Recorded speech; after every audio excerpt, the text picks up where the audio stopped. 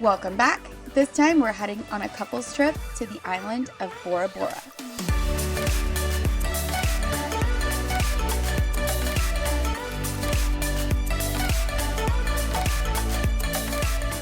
Getting to the island of Bora Bora from DFW is a flight to LA, then an 8.5-hour flight to Tahiti, and then an hour flight to Bora Bora, and then we had a boat ride to where we were staying, which is the Intercontinental.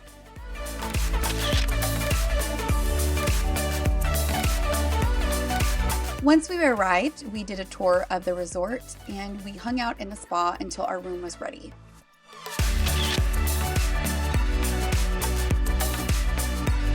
And here's a tour of our awesome overwater bungalow. The next morning for breakfast, we had such a cool experience. Yeah.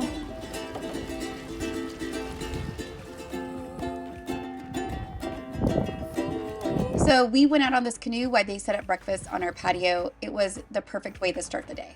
3, 2, I'm too scared. Do you touch?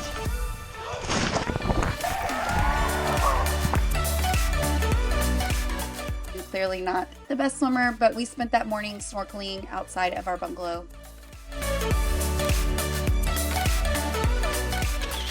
We spent the afternoon doing some of the resort activities like braiding those headbands and hanging out on the hammocks. And one of our favorite things about this resort is this lagoon. The resort itself was at capacity, but we honestly hardly ever saw anyone. We had this lagoon all to ourselves almost every single day. They also had a stingray feeding. We've since learned not to touch the stingrays because it's not good for them.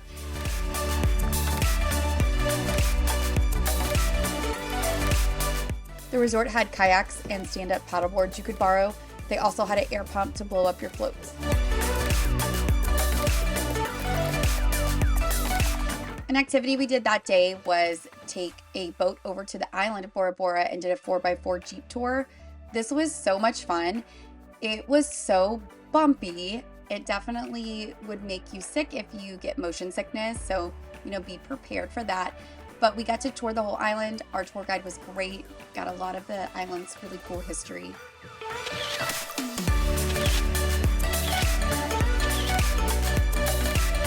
The next day we chartered a boat, and this just wasn't a boat tour. The guide was a marine biologist and also a photographer. So we got to go out on the boat, learn a lot about the marine life around there, and we went snorkeling and got a lot of really cool photos underwater and did a photo shoot in the water as well.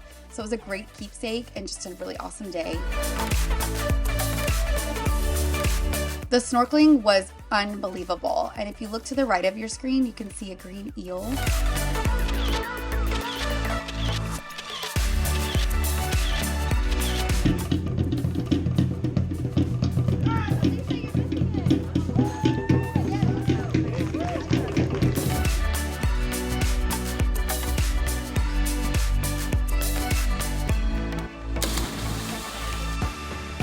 The next thing we did was a little gimmicky, but still worth it. We went to the main island and dove for black pearls. So we took a canoe out and Andrew dove down and picked a string. And then from that string, I picked an oyster. They opened the oyster, and if I liked the pearl, I could keep it and they would turn it into jewelry, which I did, and I got a ring and I loved it. It was a little expensive, but it was about a half-day experience, and I left with a really pretty ring.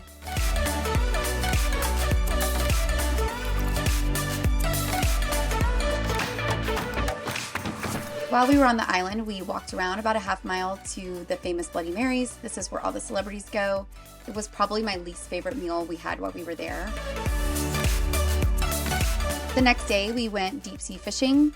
So the water is very calm on the lagoon. Andrew caught that little lagoon fish. But then once you pass the reef, you're in the middle of the Pacific Ocean, and the waves were so intense. Andrew was actually sick the whole time, but Chris did catch this mahi-mahi, and we ate it the next day.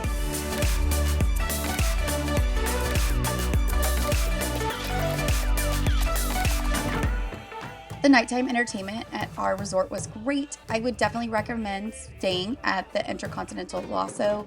We had a great time. The food on property was excellent at every restaurant that we ate at.